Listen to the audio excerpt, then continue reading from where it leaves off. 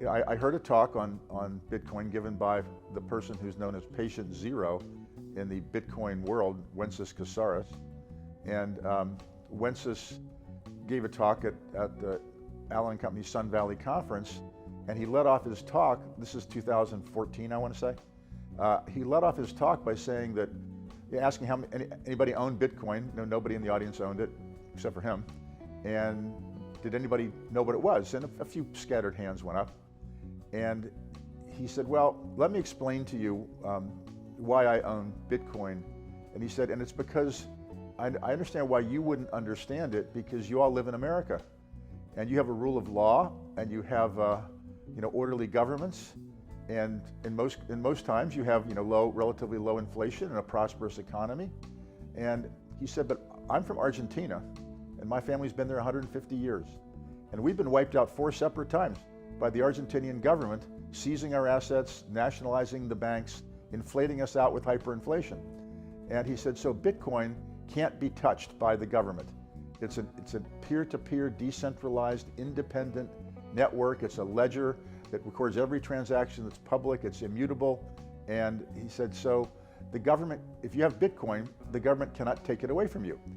And he said, so think of it as an insurance policy. And he went into it and talked about it. And I thought, and he talked about putting 1% of your liquid net worth in Bitcoin. And I thought that was sensible.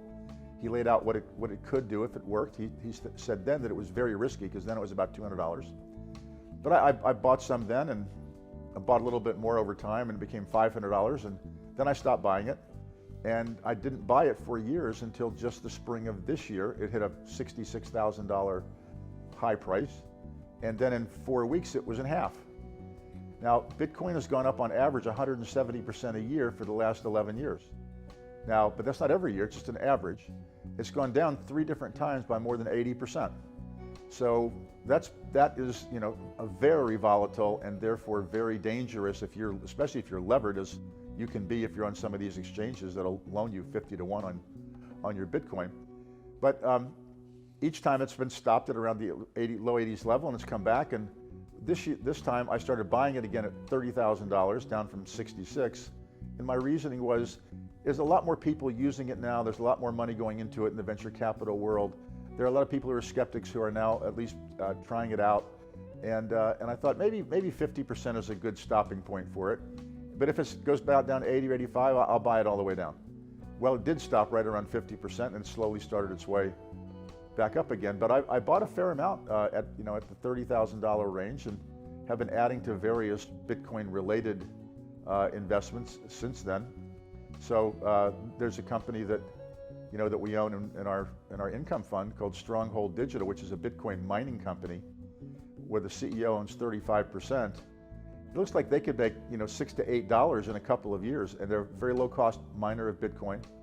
And all their energy that they're using, the electricity usage, is all renewables, or it gets credits for cleaning up abandoned coal mines. So it's one of those things that, as much as I like Bitcoin, I've bought Stronghold in here and own it also via the fund, as well as MicroStrategy and some other companies. I would say that right now, it's best thought of as digital gold. So gold is, as people have said, a store of value for 5,000 years. Right. And gold is what people typically fled to when the governments tried to inflate them out. And in the United States, Franklin D. Roosevelt confiscated everybody's gold in 1933. You had to turn it in or you went to jail. So they can't confiscate your Bitcoin, because there's nothing, you hold it securely. As long as you have an internet connection, you can send it somewhere instantaneously at very low cost. And the reason I like the insurance company analogy is because if you think about, people talk about the intrinsic value of Bitcoin. This is a Warren Buffett argument, that Bitcoin has no intrinsic value. It doesn't have any earnings. It'll never pay any dividends. And so how do you even think about something like that? It is a new technology. It's something that couldn't be done before. But in any case, the answer that I have to that is, well, I mean, what's the intrinsic value of that Mickey Mantle baseball card that sold for $5.5 million? It's just cardboard, and it doesn't even have a ledger. It could be counterfeited very easily. Or what's the intrinsic value of a Picasso painting, which is just canvas and paint, and maybe a frame? but people will pay millions or tens of millions of dollars for it. And so it comes down at the very basic level for supply and demand. So Bitcoin is the only economic entity where the supply is unaffected by the demand. So even with gold, if gold, which is $1,800 today, if gold goes to $18,000, there will be a lot more gold mined because mines that are unprofitable will become profitable. And so gold, which accretes today, the production of gold is equal to about 1.5% to 2% of the total value per year. That's the same accretion that Bitcoin has currently. But this year, 2022, I think will drop below 1.5% on that. So only 21 million Bitcoin can ever be created or close to it. Doesn't matter if Bitcoin is 100,000 or 20 million, there's only going to be that many of them.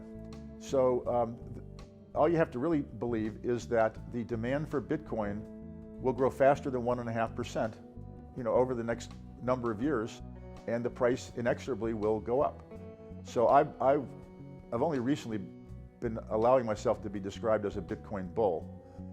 I used to tell people, they say, oh, you're a Bitcoin bull, you own a lot of Bitcoin. I'm like, I do own a lot of it, but I'm actually a Bitcoin observer, and I'm observing its trajectory as a new technology and comparing it to the trajectories of things like the printing press, or the steam engine, or the railroads, or the automobile, or electricity, and it's following that very, not predictable, because it's not predictable certainly in the early days, a well understood path for the adoption of new technologies.